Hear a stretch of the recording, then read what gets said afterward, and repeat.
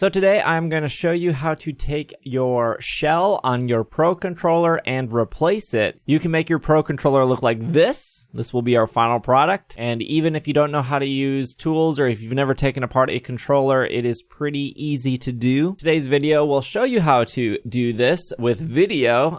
There are actually probably videos out there that already do this. This is mostly for my community. So hello, my community. Hello to everyone who watched this on Twitch. It is now coming to YouTube. Not only are there probably videos about this, there are guides out there that you can use. I use the iFixit guide. I use iFixit for pretty much any form of something I am taking apart, whether I've used it for PS4, I've used it for MacBooks, I've used it for iBooks. Yes, I've repaired iBooks before. Anyways, you can use this step by step. If you just want to have some visuals along, here you go. But I apologize that the lighting is a little bad in the beginning. I grab a lamp at some point in this episode, but let's get into it. First, you're going to want to take off the grips, and you're going to need a 00 screwdriver for all of this. Obviously, if the tip is magnetic, that is very useful because these screws are tiny. But you're going to take off the two grips that you hold on to just with your 00 screwdriver. Each one has one screw. You're going to pull those off. And then once the grips are off, there are 4 silver screws that you're going to have to remove from the back casing. These are the only silver screws on the controller.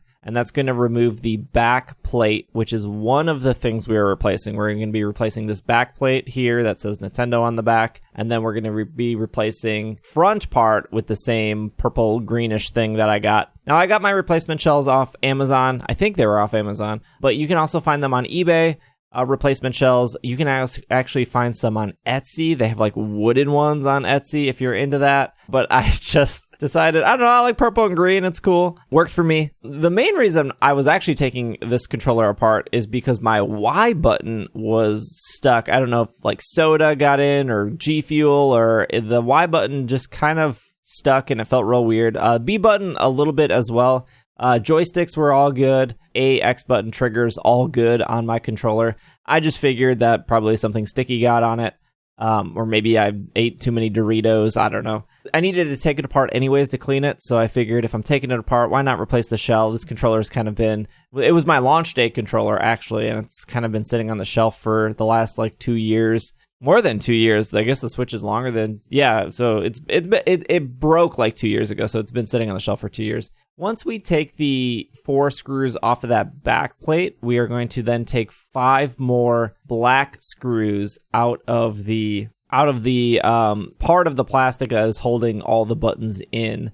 I would recommend removing the battery first. I didn't do that for whatever reason. I do that a little bit later. I actually had a problem though with my iFixit screwdriver. I'm using the iFixit. I'm using an older iFixit kit. I have a newer one, but I opted for my older one here. The top part of the controller, my screwdriver was a little too thick and couldn't reach, but the kit, the shell replacement kit, you can see right here that my screwdriver is struggling to reach the final screw. But my kit came with 2 actual screwdrivers. So at least if you're checking on Amazon or eBay for replacement shells, usually in the description, it will say if it will come with the tools that you need. For this entire repair, you just need a 00 screwdriver. Just nothing fancy, no weird tri-hex screwdriver or whatever that some of the older consoles that Nintendo released had. So once you remove those 5 screws, this is the only part of the repair that you need to be very, very cautious on because there is a ribbon cable involved. And if you separate the front of the controller and the back of the controller too fast, you might damage and rip that ribbon cable. So you don't want to do that. So when you're prying these 2 apart, you will need to use a little extra strength. Cautiously use that strength because you don't want to rip that cable. So when you slowly pull it apart, you'll see the cable at the lower part of the controller. And then here, you're going to want to flip up the little black flap to undo the ribbon cable. Now, the cool thing about this controller is there's a black flap on either side.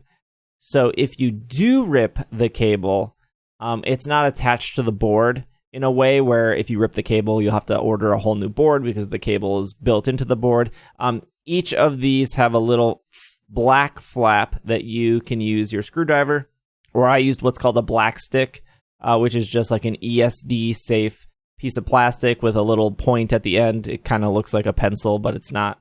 So I just used a little black slip to flip up that black switch and then undid the ribbon cable. With the ribbon cable separated, I then cleaned the controller. I had, at the time, 3 cats. So you can see in my controller, there's cat hair under the joysticks. This is probably very common if you have cats or dogs. I don't know, unless you don't let your cats and dogs sit on your lap when you're playing video games. You can be that monster, I guess. But I take this opportunity to clean up the controller. The joysticks do pop off if you want to clean them separately. I cleaned the entire controller with the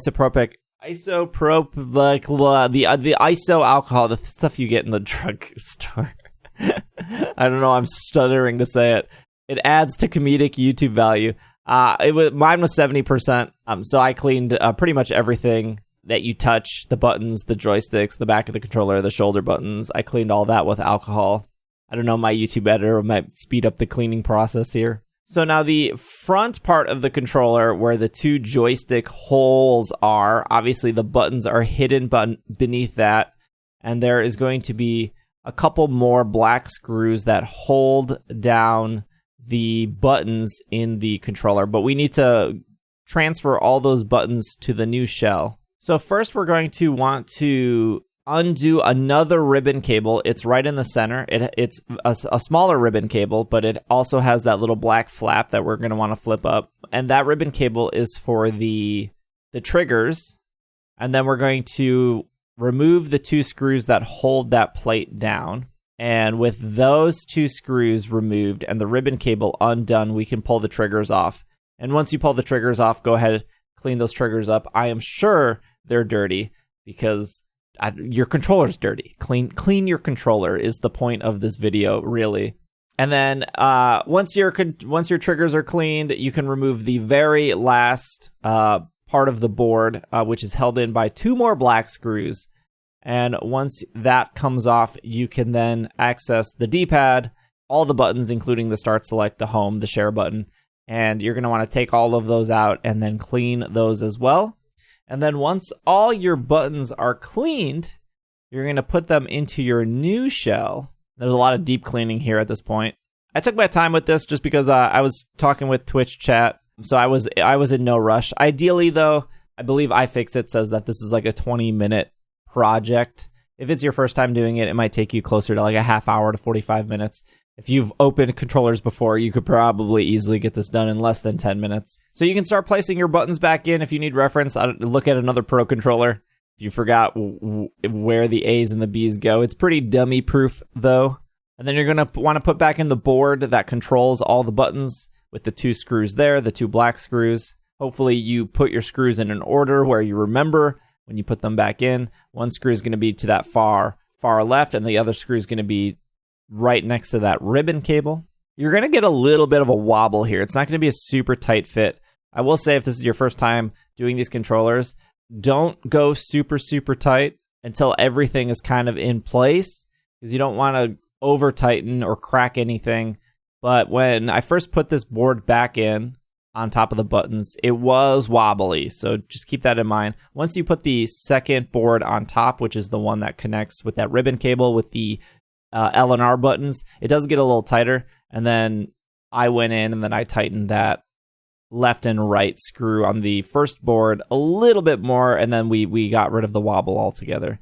This top ribbon cable for the shoulder buttons, it's a little tough to get back in, but obviously you'll know it works.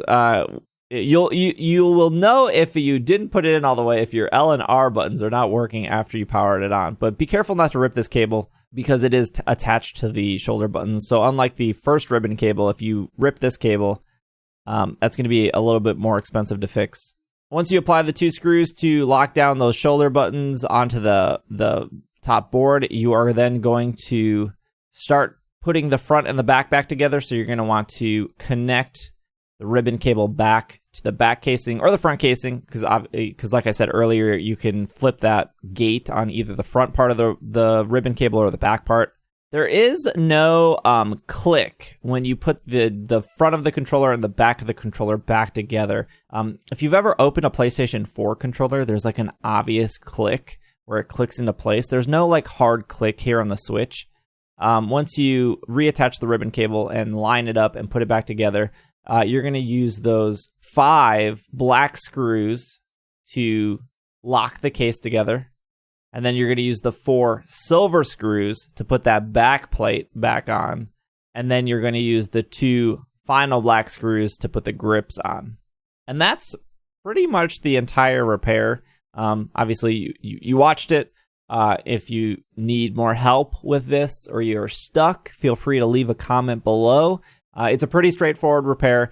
Like I said, there's probably already videos on this on YouTube. I just wanted to do this for you guys, for the community, because I know you guys like I don't know, for some reason you guys like my stuff, so thank you. My controller turned out great. And then here are some final pictures of it all cleaned up on Instagram. Yeah.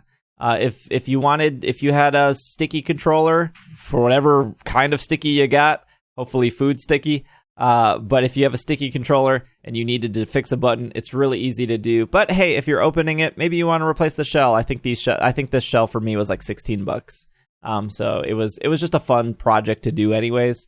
And yeah, again, if you have any questions or comments, let me know. Hopefully you enjoyed the video, and I will see you guys next time.